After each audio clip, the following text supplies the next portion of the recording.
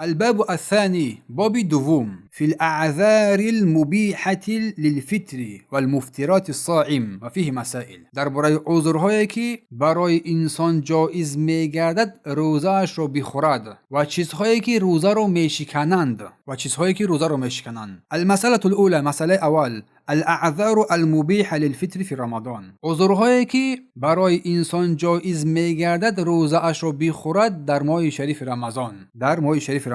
پس جایز است برای انسان اینکه در ماه شریف رمضان با بعضی از عذرها روزه اش را بخورد که این عذرها اولا بیماری و پیری. برای بیماری که امید شفا دارد روزه اش را خوردن جایز است، اما اگر شفا یافت باید آن روزهایی که خورده بود قضا بدارد. و دلیل آن قول الله سبحانه و تعالی است که می‌فرماید ایاما معدودات، روزهای شمرده شونده است. فمن كان منكم مريضا او على سفر فعدة من ایام اخر، پس هر کی از شما بیمار یا در سفر باشد پس روزهای چند روز دیگر را روزه بدارد. سوره بقره آیه 184.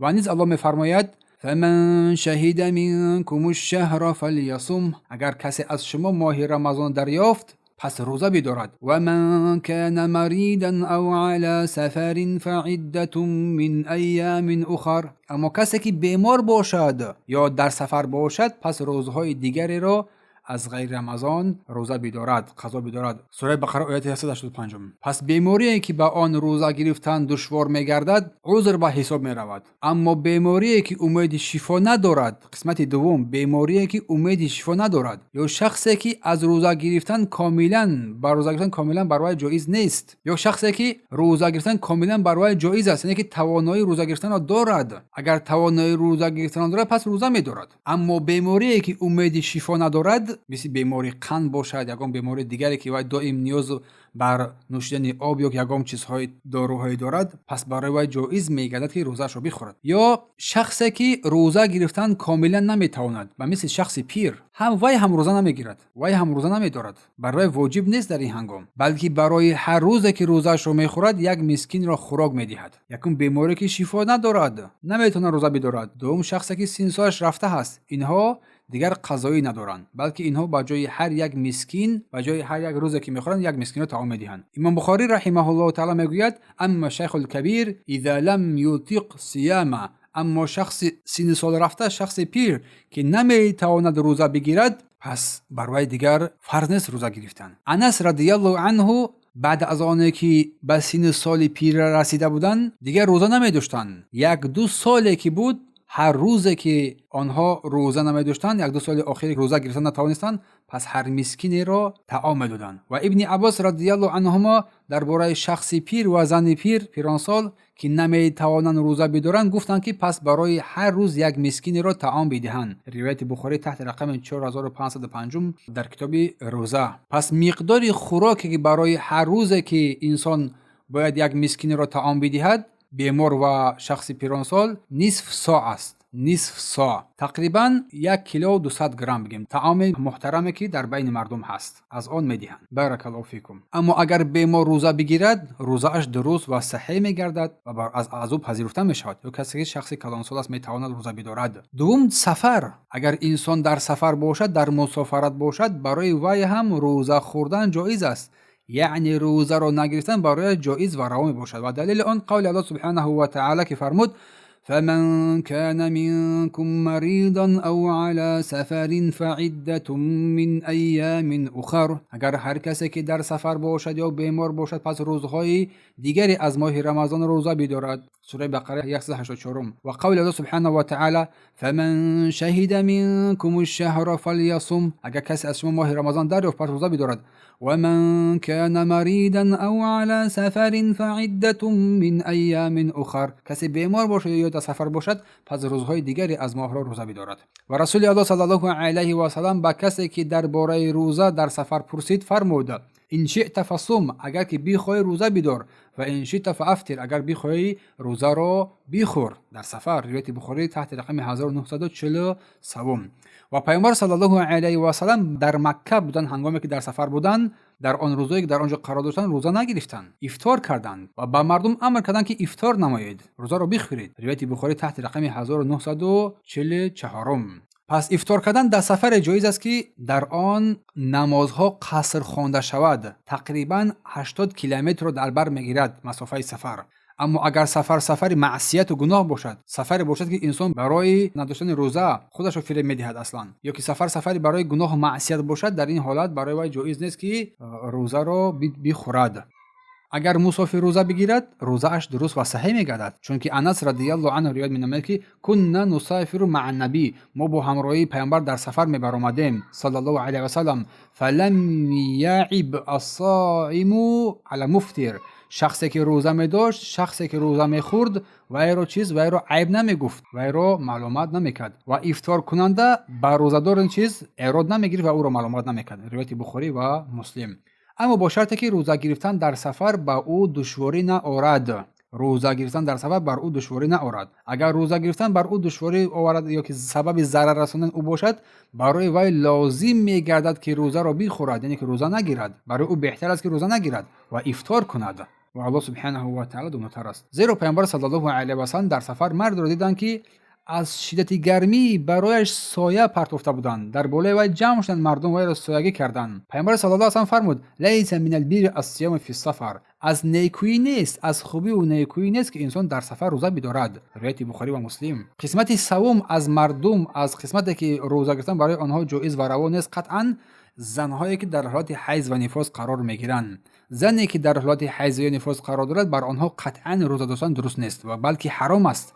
اگر روزه گیرد، روزش درست نمیگردد و گناهکار میشود اگر این را بداند. و دلیل آن حدیث ابو سعید خدری رضی الله عنه است که پیامبر الله صلی الله علیه و سلم فرمودند: الیس اذا حاضت لم تصلی و لم تصوم، آیا وقتی که زن حیض میشود نماز نمیخواند و روزه نمیگیرد؟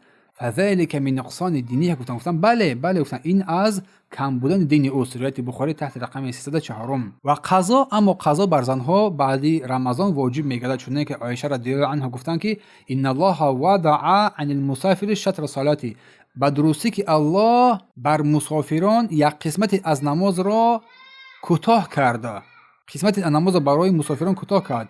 و عن الحبل والمرض الصوم، و از زنان حامله دار و شیردهنده روزه را، اما نماز را نگفت. روایت مسلم تحت رقم 335. پس قسمت چهارم حامله داری یا که شیردهی، این هم سبب از روزه ندارد. زنی که حامله دار است یا شیرده است و از روزه گرفتن برای خود یا که بر فرزندش میترسد، خطر خوف را حس می‌نماید، بر او روزه گرفتن در این حالت شرط و ضرورت ندارد. بارک الله فیکم. و دلیل آن حدیث انس رضی الله عنه است که پیامبر الله صلی الله علیه و سلم فرمودند که والمرض والحبل اذا خافتا علی اولادهما فافطرتا، الله از مسافر نصف نماز و روزه را برداشته است، چون یک بیان کردیم، و از شخص حامله و شیرده همچنین روزه را برداشته است. روایت ترمذی تحت رقم 715 و نسائی و ابن ماجه و البانی این حدیث را صحیح دانستند. پس شخص حامله دار و شیرده باید روزه های را که نگرفتن آنها را قضا بدارند، اما اگر برای فرزندانشان ترسیدن و روزه نداشتن، هم قضا میدارند و هم یک روز یک مسکین را، هر روزی که خورده بودن یک مسکین را طعام میدهند اگر برای فرزند خود ترسیدن. و دلیل آن حدیث ابن عباس رضی الله عنهما است که فرمودند والمرض والحبل اذا خافتا علی اولادهما فافطرتا، زن شیرده و حامله دار اگر برای فرزندان خود ترسیدن، روزه را بخورند، فاطعمتا، و همچنین چیکار نمایند؟ طعام بدهند از تن آن فرزندانی که در شکمشون هست، از تن آنها آنها روزه را خوردن بجای آنها. روایت ابی داود تحت رقم 2317 و 2318، البانی این را صحیح دانستند. خلاصه کلام: سبب‌های جایز بودن خوردن روزه: یکم سفر، دوم بیماری، سوم شخص پیرانسال بودن، چهارم حیض و نفاس، پنجم ترس از ضرر مثل حامله و شیرده. اینا هستند مختصرا. مسئله دوم: مسئله دوم، مفترات الصیام، چیزهایی که روزه روزدار رو میشکنند. مفترات میگن چیزهایی که روزه روزدار رو میشکند. مفترات چیزهایی هستند که روزه روزدار رو باطل میکنند و روزه اش رو میشکنند. روزدار با انجام یکی از کارهای زیرین روزه اش میشکند. اولا خوردن و نوشیدن قصدن. هر کی اگر قصدن خورد و نوشید روزش باطل میشود و دلیل آن قول الله سبحانه و تعالی است که میفرماید و کلوا واشربوا حتی یتبین لكم الخيط الابيض من الخيط الاسود. بخورید و بنوشید تا اینکه رشته سفید از رشته سیاه، یعنی که صبح بر شما بیان بگردد تا نشستن آفتاب. رشته سفید این صبح است، رشته سیاه چونه بیان کردیم از تفسیر ابن عباس این نشستن آفتاب است. سوره بقره آیه 387. یعنی پس از طلوع صبح تا غروب آفتاب خوردن نوشیدن برای شخص روزدار قطعا جایز نیست. اگر خورد قصدن روزش باطل می شود، اما اگر کسی فراموش کرده خورد یا نوشید روزش درست است تا آن وقتی که به یاد آورد. باید اگر هنگامی که یادش آمد در حال آن طعمه‌ای که اگر در دهانشان باشد حتی وی رو بیرون میکند. رسول الله صلی الله علیه و سلم فرمودند من نسی و هو صائم فاکل و شرب. هر کسی که در حالی که روزدار بود چیزی خورد و نوشید فلیتیم صومه، پس باید روزه اش را ادامه بدهد، کامل کند. فانما اطعمه الله و سقاه، بدرستی که الله او را طعام داده است، شراب داده است. روایت بخاری تحت رقم 1933 و مسلم تحت رقم 1155 حدیث ابی هریره است. پس روزه با هر چیزی که از دهان و بینی داخل شکم انسان میگردد باطل می شود، یا با مانند سوزانداروهای غذا دهنده نیز قوت دهنده نیز روزه باطل می شود. دوم، جماع، همبستری، همخوابگی. روزه با جماع یعنی با همبستری باطل می شود. هر کسی که در روز جماع با همسر خود نماید در روزه اش باطل می شود. باید توبه به سوی پروردگار کرده و استغفار نماید.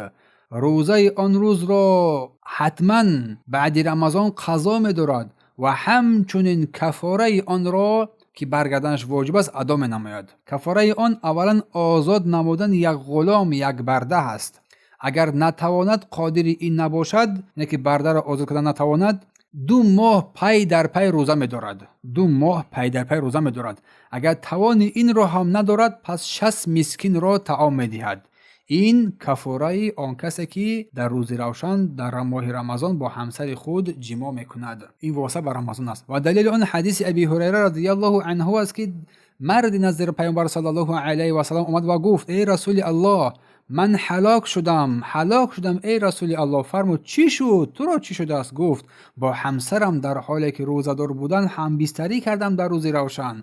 پیامبر الله صلی الله فرمودند آیا غلام داری که آزادش کنی؟ گفت نه. فرمود آیا می توانی 2 ماه پی در پی روزه بداری؟ گفت نه ای رسول الله. فرمود آیا می توانی که 60 مسکین را خوراک بدهی؟ گفت نه ای رسول الله صلی الله علیه و سلم. سپس پیامبر صلی الله علیه و سلم بر او خرما دادند و گفتند این را بگیر صدقه بده، صدقه کن. مرد گفت آیا به کسی دهم که از من فقیرتر باشد؟ سوال کردند و گفتند که به الله قسم بین این 2 سنگ در مدینه یعنی خانواده از خانواده فقیرتر ده از من نیست. گفتند سبحان الله، الله اکبر. پیامبر صلی الله علیه و سلم خندیدند، تبسم کردند. دندانهای او صلی الله علیه و سلم نمودار شد و گفتند این کاسه خرما را بگیر و به اهل خانواده خود صدقه بده. روایت بخاری تحت رقم 1936 و مسلم تحت رقم 1111. میگردیم به درس. به معنای در جماع یعنی اختیاراً با همسر خود نزدیک شدن، برآمدن منی و برآمدن منی دلالت بر آن میکند. اگر روزدار با بوسه یا که لمس کردن، قپیدن یا که استمناء خود را با دست خود آرام کردن، اگر اختیاراً منی برآید روزه‌اش باطل می شود. باید قضا بدارد ولی کفاره بر او لازم نیست. کفاره تنها با جماع است، زیرا کفاره تنها چیز در جماع است. اما این شکل‌های دیگر ذکر نمودیم،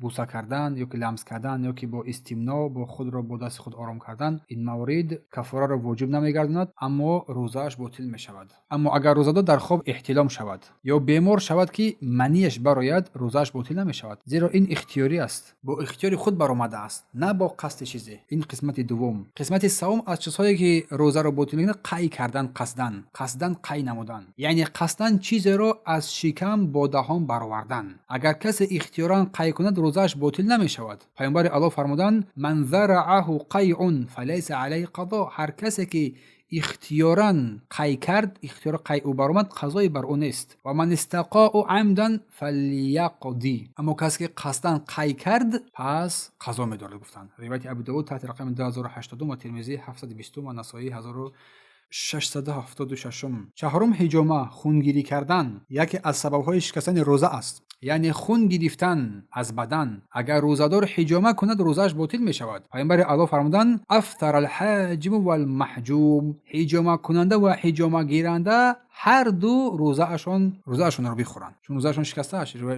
است. روایت ابی داود تحت رقم 2367 و ابن حزیمه 1983 و البانی این حدیث رو صحیح گفت. همچنین خون گرفتن به واسطه فصل میگویند از شهرک خون گرفتن. اگر خون گرفتن از شهرک باشه که سبب ضعف انسان شود، شکستن روزه میگردد. اما خون برآمدن از زخمی، جاهای زخم کنده، جاهایی که میکنه زخم میبرد، در آن روزه نمیشکند. یا که مثلا انسان برای سنجش خون میگیرد، اینم روزه رو نمیشکند، چون اینها در قسمت حجامه داخل نمیگردن اصلا.